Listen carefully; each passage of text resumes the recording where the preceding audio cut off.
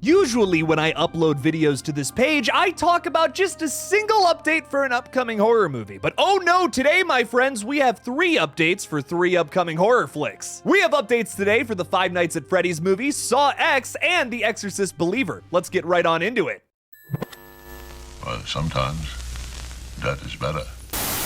Getting right into the first update, talking about The Exorcist Believer. We just got a brand new quote from the director as well as a killer new image. Now, I know we've already gotten a little taste of this in the trailer, but here's our little fun image today of our 2 girls who are possessed by Pazuzu, potentially at the same time. I have to admit, one of my favorite scenes from the entire trailer is having the 2 girls with their heartbeats in sync with each other, saying that they're essentially possessed by the same entity, which I can only assume is Pazuzu. I feel like this is gonna be one of the highest moments of the movie, even though, you know, I don't have like the most faith in it. I feel like they rushed into it a little bit and kind of just forced this thing out for the 50th anniversary this year. I wish they had just taken their time to make something truly special, but maybe I'm completely wrong and this is a banger. Director David Gordon Green was also in a recent interview with Empire where he talks about how he approached these movies way differently than how he approached Blumhouse's Halloween flicks. In a quote, Green says, "The Halloween movies are in the slasher genre. They're a place to play and maybe have some campy fun. But this one was more researched and a bit academic. The narrative we were sculpting and the relationships were more dramatic. It's a very different approach." It's interesting that he's saying that this new Exorcist movie is more researched, because like looking at the Halloween movies we just got, at least the first 2 are so close in tone to that original movie. I think about the beginning of Halloween Kills where they perfectly emulate the look and feel of Halloween 1978. It's one of the best movies to recreate a vibe of an old movie in my opinion. Trust me, the thing that I'm more worried about here is the narrative. The full synopsis for The Exorcist Believer reads, "Since the death of his pregnant wife in a Haitian earthquake 12 years ago, Victor Fielding, played by Leslie Odom Jr., has raised their daughter Angela on his own. But when Angela and her friend Catherine disappear in the woods, only to return 3 days later with no memory of what happened, it unleashes a chain of events that will force Victor to confront the nadir of evil and in his terror and desperation, seek out the only person alive who has witnessed anything like it before, Chris McNeil." I'm a little nervous about The Exorcist Believer, but we'll see how it all shapes up on October 13th of this year. Now let's get into an update regarding the Five Nights at Freddy's movie. We just got the second trailer for this film, which showed us a bit more footage from the 3-hour film we're getting at the end of October. Besides some creepy atmospheric shots, the big thing to take away from this trailer is the goddamn cupcake. I'm not wearing this Willy's Wonderland shirt for no reason. It's specifically because we get to see a bunch of teenagers break into Freddy Fazbear's Pizzeria and all this shit.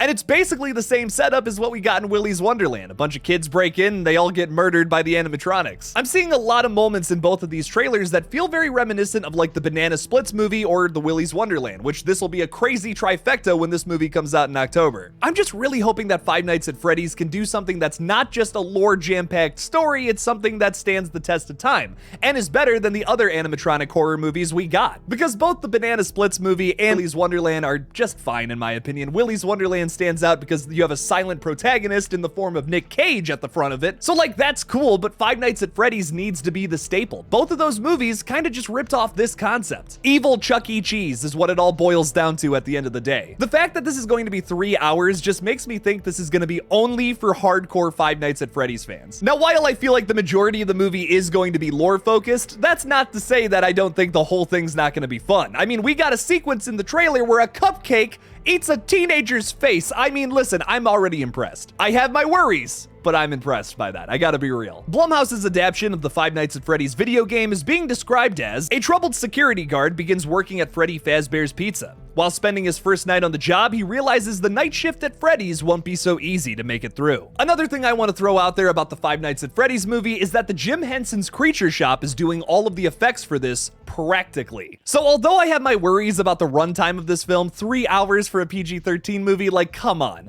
at least it'll have practical effects. I felt like reiterating this because I got a comment from someone earlier today saying that, oh, the animatronics look so digital when like Jim Henson's Creature Shop, who's done like the Teenage Mutant Ninja Turtles, the Yoda puppet, the Dark Crystal puppets. Name a movie with puppets from the past, they've probably done it. They're doing the effects on this one. Listen, if there's nothing else that's good about this movie, at least the practical effects are gonna be awesome. That's the one thing that this movie has in its corner for sure that I know is going to be good. I'm cautiously optimistic about the Five Nights at Freddy's movie, but I feel like it's going to be a mixed bag. I guess we'll see on October 27th though, when it drops on both Peacock and in theaters. I'm gonna be seeing it in theaters and I recommend you do the same. Now getting into a big update regarding Saw X. Oh, we got a lot to talk about with this one. The film has officially been rated R by the MPA, which yes, it is the MPA now, not MPAA, but the film is rated R for sequences of grisly, bloody violence and torture, language, and some drug use. Could you imagine Jigsaw doing a line of coke in this movie? That would be insane. Seriously though, of course this movie is rated R. If it was PG-13, it would just be an escape room movie, which yes, that is all those movies are, PG-13 Saw. Another thing I want to throw out there about the rating is that they're listing this film under an alternate title of Jigsaw 2. I feel like if there's any Saw movie that Saw X should be trying to stay very far away from,